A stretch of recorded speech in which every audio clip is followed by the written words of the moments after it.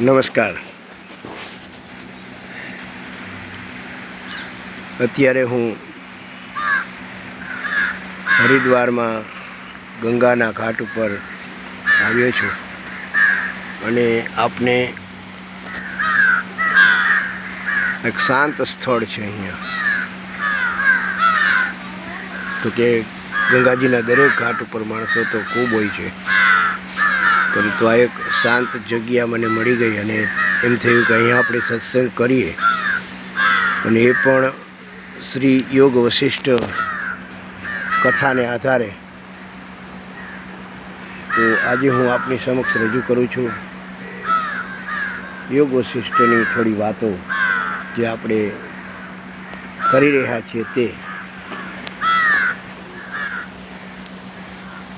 તો વાતની શરૂઆત આપણે કરીએ, જેમાં આજે આપણે ચર્ચા કરવી છે યોગ વશિષ્ઠના નિર્માણ પ્રકરણના ઉત્તરાર્ધની ચર્ચા કરીશું આપણે, જેમાં બતાવવામાં આવ્યું છે ભગવાન રામ અને ગુરુ વશિષ્ઠ વચ્ચે 3 વિષયના અનુસંધાનમાં જે પ્રથમ ચર્ચા થાય છે તેના અનુસંધાનમાં આપને જણાવું તો જે પ્રથમ ચર્ચા, જે 3 પ્રશ્નો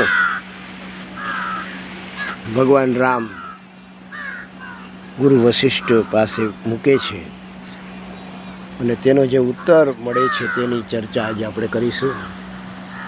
આપ જોઈ રહ્યા છો આ ગંગાનો કિનારો, અને મને ખૂબ આનંદ છે ને કે આજે હું યોગ વશિષ્ઠની કથા આપની સમક્ષ આ ગંગાના ઘાટ ઉપર બેસીને કરી રહ્યો છું, જેમાં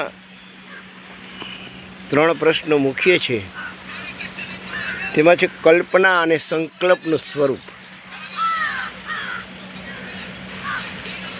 સમૂળ કર્મ ત્યાગનું સ્વરૂપ, અને એક છે જીવનું સ્વરૂપ. આ 3 વસ્તુ ઉપર આપણે ચર્ચા કરીશું. આ વાતને ગુરુ વશિષ્ઠ અને શ્રી રામના સંવાદ રૂપે સમજીએ. તો સૌ પ્રથમ બતાવવામાં આવ્યું છે કલ્પના અને સંકલ્પનું સ્વરૂપ. તો કીધું, રામ પૂછે છે કે હે ગુરુદેવ, આ જગતમાં સુખ દુઃખ, બંધન મોક્ષ, આ બધું ક્યાંથી ઉત્પન્ન થાય છે? ત્યારે ગુરુ વશિષ્ઠ સ્મિત કરીને કહે છે કે હે રામ, આ બધું મનની કલ્પના અને સંકલ્પથી ઊભું થાય છે.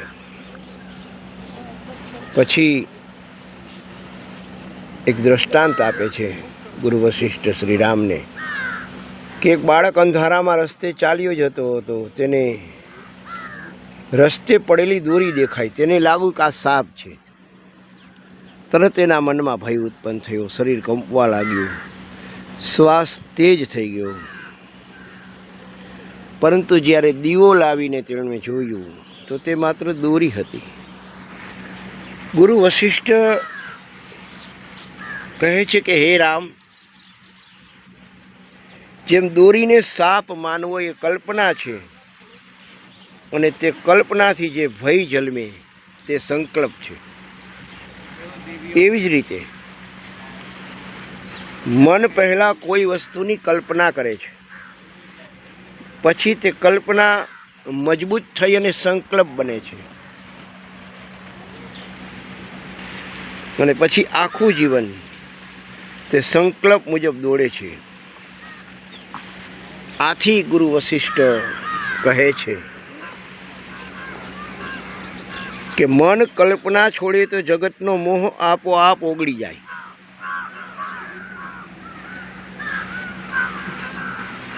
સમૂળ કર્મ ફળનું ત્યાગ.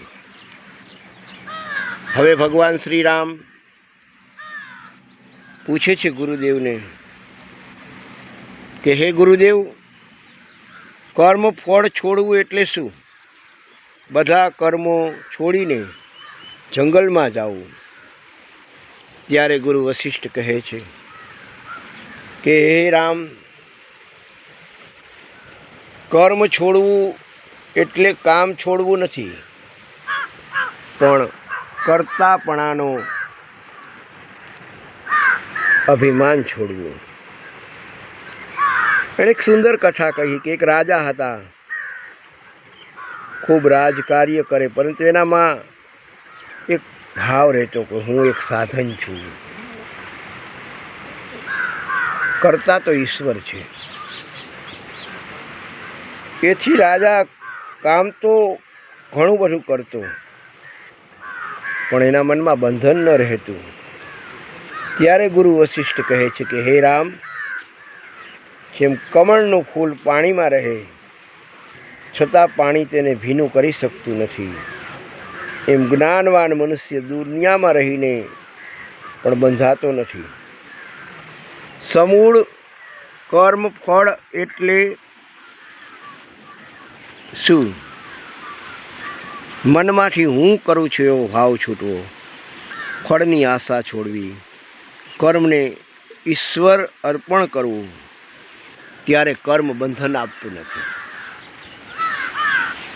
હવે શ્રી રામ એક ઊંડો પ્રશ્ન પૂછે છે કે હે ગુરુદેવ, જીવ શું છે? ત્યારે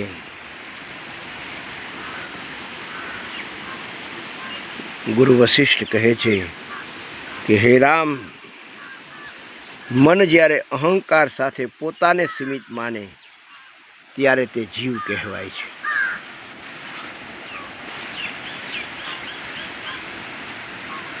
એક દ્રષ્ટાંત આપે છે કે એક આકાશ છે,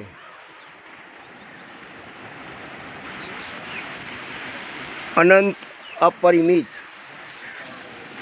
અને એક ઘડામાં જ્યારે પાણી ભરીને તેમાં આકાશનું પ્રતિબિંબ દેખાય ત્યારે લાગે કે આકાશ ઘડામાં બંધાઈ ગયું.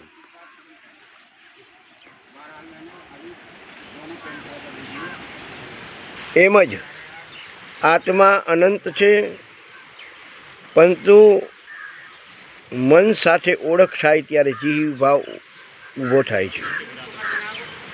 ગુરુ વશિષ્ઠ કહે છે કે જ્ઞાન થાય કે હું શરીર નથી, હું મન નથી, હું શુદ્ધ છું, હું ચૈતન્ય છું, ત્યારે જીવ ભાવ સમાપ્ત થઈ જાય છે. આ સત્સંગનો એ સાર છે કે હે રામ, કલ્પના અને સંકલ્પ મનના ખેલ છે. સમૂળ કર્મ ત્યાગ એટલે કરતાપણાનો ભાવ. જીવ એ આત્માનો અમર્યાદિત ભાવ છે. જીવ જ્યારે શાંત થાય ત્યારે મનુષ્ય જાણે છે કે હું પરમ ચૈતન્ય છું, ત્યારે જન્મ ભરણનો ભય રહેતો નથી. આજે ગંગાના ઘાટ ઉપર બેસી અને આ પવિત્ર કથા જે યોગ વશિષ્ઠની છે, જેમાં ગંગાની ધારા અત્યારે વહી રહી છે, એમ વહેતી રહે અને વહે છે. અને આ જ્ઞાનની ધારા છે ને મારી સામે જે દેખાય છે તમને બધાને, તે છે પવિત્ર ગંગાની ધારા.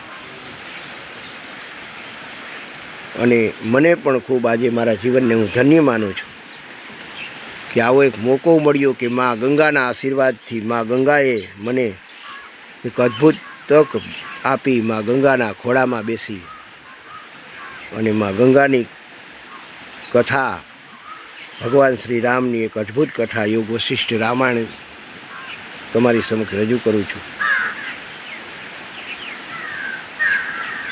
તો આશા રાખું કે તમને પણ આ ગમશે અને